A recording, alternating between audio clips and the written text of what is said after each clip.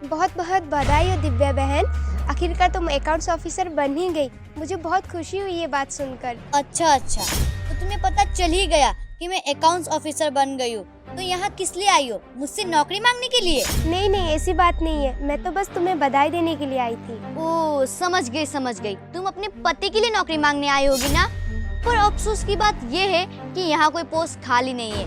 अगर होती तो मैं तुम्हारी मदद जरूर करती। ओह, याद आया, एक पोस्ट खाली है बर्तन धोने का। क्या तुम्हारा पति वो काम करेगा? ओह, मैं ये क्यों पूछ रही हूँ? तुम्हारे पति पर तो वही काम सूट करेगा। घर में भी वही बर्तन धोता होगा ना, है ना? अरे तुम ये कैसी बातें कर रही हो? वैसे तेरा पति दिखता कैसा है? आज तक तूने कभी भी अपने पति का फोटो नहीं दिखाया। दिखाएगी भी कैसे? शर्म आती होगी ना, तेरा पति गरीब जो है। तूने अपने आप को देखा है? कॉलेज के बाद सीधा यहाँ मिली है मुझसे, वो भी इस हालत में। कॉलेज में तो मैं तुझ पर रहम करती नहीं थी, तो तूने क्या सोचा यहाँ करूँगी?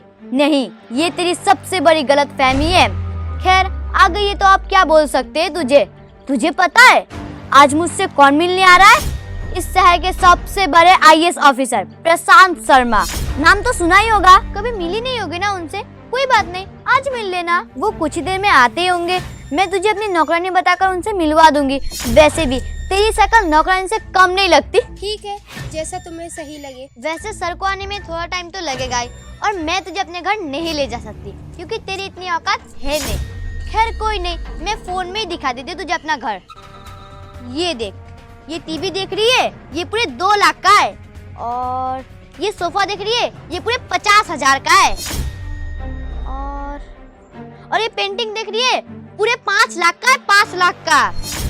और ये देख घड़ी, कल ही मेरे पति ने मुझे गिफ्ट दिया था, ये भी 30,000 का तो होगा ही। और ये झुमके देखे, ये तो पूरे 10,000 का है। तेरी तो इतनी सैलरी भी नहीं होगी। और ये बंगला गाड़ी सब मेरे ही पति का है। कभी कभी ना मुझे तेरे ऊपर बहुत दया आती है। देख, तू कितनी गरीब है और मैं कितनी अमीर हूँ। काश तूने भी मेरी तरह अमीर लड़के से शादी की होती ना, तो आज तेरी ये नौबत नहीं आती। तू भी मेरी तरह अमीरों की जिंदगी जी रही होती। नहीं दिव्या, ऐसी बात नहीं है। भगवान की कृपा से मेरे पास जो है, मैं उतने में बहुत खुश हूँ। पर अफसोस तो मुझे इस बात की है कि तुम जरा सा भी नहीं बदली। घमंडी की घमंडी हो, पैसों पर घमंड करने वाली घमंडी लड़की। तेरी इतनी हिम्मत, तू मुझसे जुबान लड़ा रही है? तू कॉलेज में भी गरीब थी और अभी भी गरीब है। और तू मुझे कॉलेज में भी लेक्चर देती थी और अभी भी लेक्चर दे रही है। तू भूल मत कि तू गरीब है और मैं अमीर हूँ। चली जा यहाँ से। अगर मैं यहाँ से चली गई तो बाद में ऐसा ना हो कि तुम्हें पछताना पड़े। सर भी आ रहे हैं। आइए सर, आइए। जय हिंद सर। जय हिंद। सर, कब से मैं आपका इंतजार कर रही थी। चलिए सर, हमारे घर, मेरा घर यहीं पास में ही है। गर्मा गर्म खाना तैयार है आपके लिए। 1 मिनट, कोई कहीं नहीं जाएगा। और तुम्हें मेरे पति की फोटो देखनी थी ना, लो देखो, लाइव देखो मेरे पति को। तुम्हारे बगल में जो इंसान खड़े हैं ना, वही है मेरे पति। सर, ये मैं क्या सुन रही हूँ? ये आपकी बीवी है? हाँ, ये मेरी बीवी है। क्यों, क्या प्रॉब्लम है? कुछ नहीं प्रशांत, इसे अपने पैसों पर बहुत घमंड है और इसे तो पता भी नहीं है कि लोगों से किस तरह से बात करते हैं। बदतमीज लड़की। नहीं सर, ऐसा कुछ नहीं है। ये तो बस मेरी कॉलेज के पुरानी दोस्त है ना, तो इससे बस मैं हंसी मजाक कर रही थी। हाँ, तुम्हारी हंसी मजाक कैसी होती है वो तो मैंने देख ही लिया। क्या कहा तुमने? तुम्हारी घड़ी कितने की है? 30,000। टीवी कितने की है? 2 लाख। पेंटिंग कितनी? 5 लाख। इतने सारे पैसे आते कहाँ से तुम्हारे पास? ये बंगला, ये गाड़ी, तुम्हें क्या लगता है तुमने ये कैसे लिए? मुझे पता नहीं चलेगा? मुझे सब कुछ पता चल गया है। मुझे पता चल गया कि तुम किस तरह लोगों से रिश्वत लेती हो, कितनी करप्ट ऑफिसर हो तुम। ये सब कुछ मुझे पता चल गया है। तुम इस तरह लोगों को उल्लू बनाती रही, रिश्वत खोरी करती रही, घर बंगलो सब कुछ खड़ा कर लिया, और तुम्हें लगा कि किसी को कानों कान खबर भी नहीं होगी। अभी अकाउंट्स ऑफिसर बने हुए कुछ दिन भी नहीं हुए और तुमने अपना असली रूप दिखाना शुरू भी कर दिया। इतनी करप्शन करते हुए तुम्हें शर्म नहीं आई? सॉरी सर, आपको तो पता ही है ये सिस्टम कैसा है। आप चाहो ना चाहो, आपको थोड़ी बहुत तो रिश्वत लेनी ही पड़ती है। और सर, ऐसा तो सभी करते हैं, लेकिन सर मैं आपसे प्रॉमिस करती हूँ, आइंदा मैं ऐसा कुछ भी नहीं करूँगी।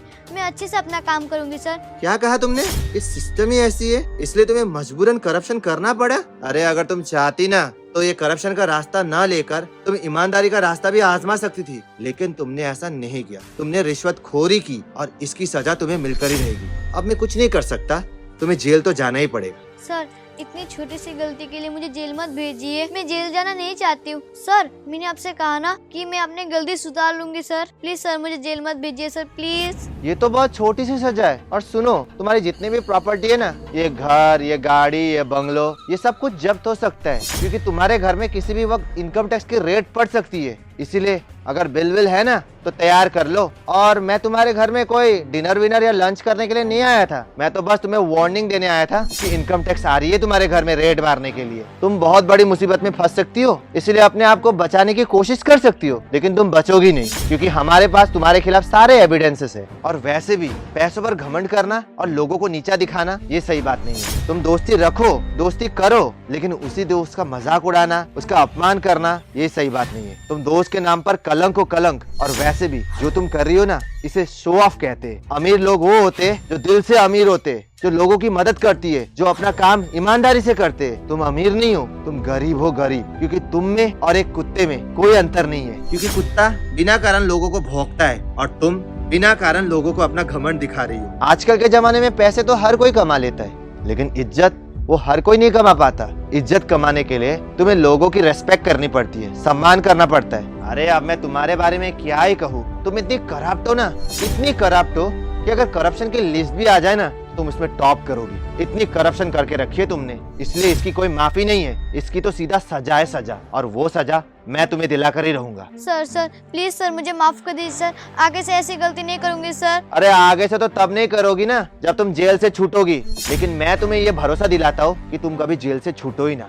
क्योंकि तुमने 1-2 रुपए गायब नहीं किए, तुमने लाखों करोड़ों रुपए गायब किए। तुम्हें पता भी है वो पैसे किसके थे? वो आम जनता, पब्लिक के पैसे थे, टैक्स के पैसे थे जो तुमने गायब किए। और ये सरासर एक गुनाह है और गुनाह की सजा होती है।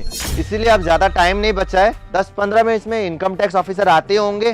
तुम लोग तैयार कर लो बिल, वो तुम्हें गिरफ्तार करके लेके जाने वाले हैं। सॉरी सर, मुझसे गलती हो गई, मुझे पता नहीं था कि इतना बड़ा इशू हो जाएगा। निकलो, अब चुपचाप यहाँ से निकलो, मैं तुम्हारी कोई बात नहीं सुनने वाला हूँ। अब तुम जाकर जेल में चक्की पीसोगी, जाओ यहाँ से।